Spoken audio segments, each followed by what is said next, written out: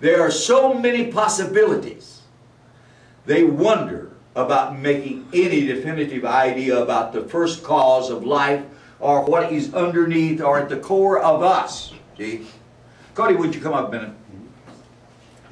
We always go through this, or I always do in every class. We start and we say, hey, what is a person? What is the individual? What we deal with? First of all, we have to define what we are.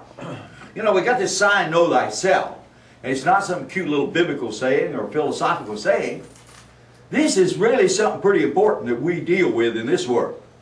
And every human being that is sane should think it's important in their life that what am I? Who am I? What am I about? Is there a purpose? We don't want to start, we usually start with the form and things of this sort. But we don't start that way in the concept therapy. We say, in the beginning, if there was a beginning. That's what science says, if there was a beginning. Now science looks at this and they try to investigate backwards and they say, what is at the core? And they've come up since 1925 with a pretty interesting idea. They call it quantum mechanics, quantum physics sometimes.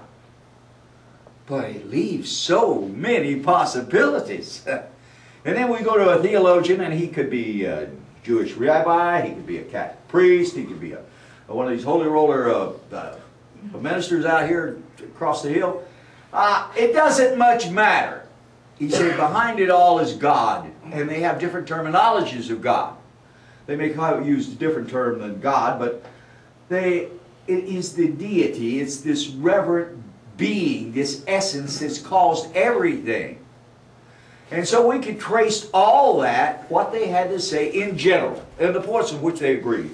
Science and theology, and we looked at it, tracing it as consciousness, how it manifested through form, and we come up to a human being like we might call it Dr. Cody Goldman.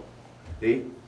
And we say, this Cody Goldman has a form, and he has protoplasmic action, he has neural processes, and not only that, with all the intricacy, there is something within him that makes it a little different than just protoplasmic action, neural action, and a form through which to work through.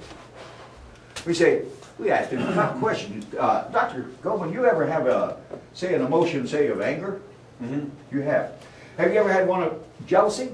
Yeah. You ever had one of hate? Oh, yeah. Have you noticed that affects your neural processes? Yeah. In other words, the nervous system is affected. Yeah. The glandular system automatically is affected, and the form will be affected. Just look at yourself when you're angry in the mirror. So, you know, it does affect. Now, the emotions, whichever way his emotions go, is going to affect everything below. So we say he's more than just this complexity of protoplasmic action, neural processes, and the form through which it's expressed.